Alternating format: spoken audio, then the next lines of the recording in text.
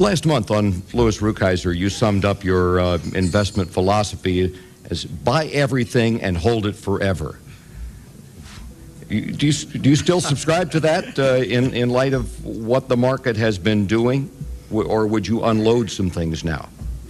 No, my theory is not subject to the ups and downs, the peregrinations of the stock, the unpredictable peregrinations of the stock market. It's painful to do, but I think the idea of owning the stock market is the best approach to equity investing, and perhaps I didn't make that thoroughly clear there. I have never felt that equities should be the only portion of an investor's long-term program. I myself am about 50% stocks, 50% bonds, for example. I was brought up when I came into this business in 1951 with the Wellington Fund, which was and is, and I hope always will be, a conservative balanced fund.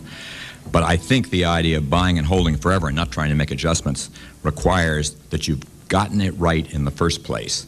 That you can only hold tight if you've bought right, if you will.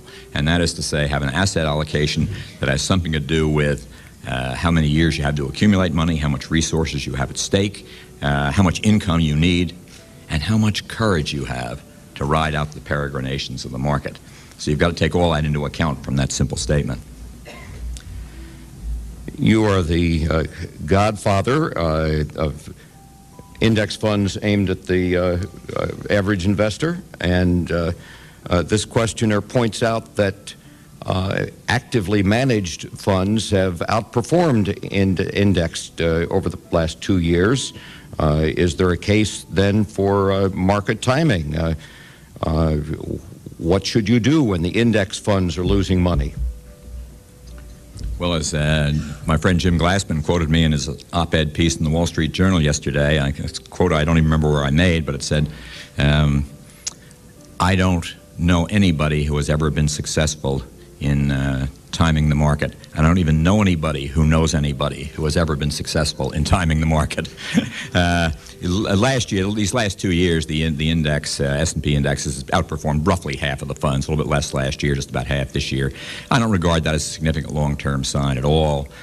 First of all, the number of funds is not a relevant statistic. We use it because it's convenient, but if you've got a few little funds in there that do well, they count just as much as a few big funds.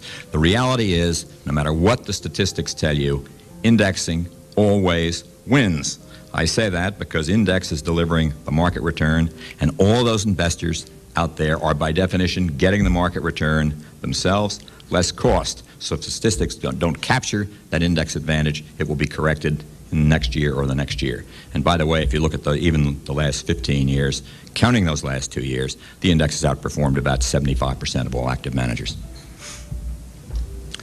Someone out there will want to take careful notes here because we're going to go from the general to the very specific.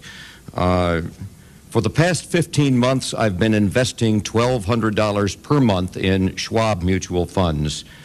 He or she doesn't say which Schwab funds. Should I continue, or is there a better place for that money these days?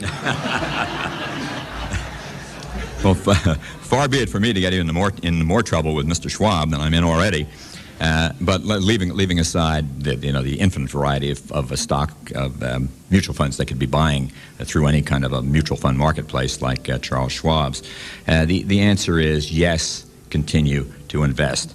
I've told particularly young people in the office who are really petrified by this market decline that it's the best thing that ever happens to them. And if you think about it logically, of course it's wonderful. I mean, think of, say, the young man I was talking to yesterday who's probably 25 or 26 years old, and he's got the rest of his life in invest. And I said, well, let's suppose that Chris Scott, his name is, I said, let's suppose, Chris, that the market's going to end up at Jim Glassman's 36,000 by the time you retire.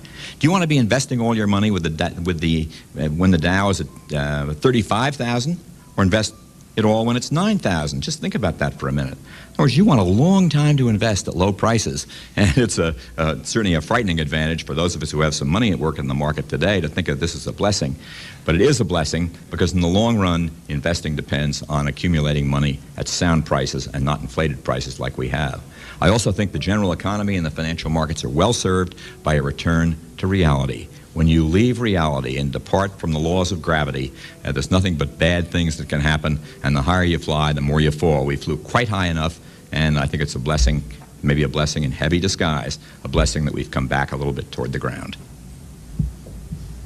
Speaking of coming back toward the ground, this investor's stocks are really down.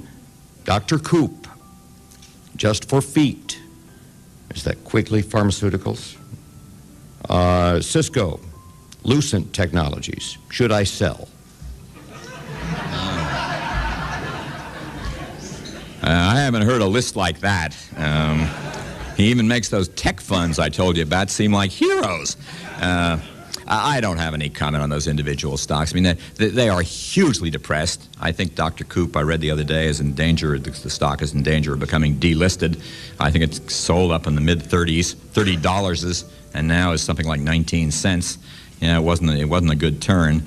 And it's very painful for people, for speculators, or people let greed overwhelm their good judgment to get hurt.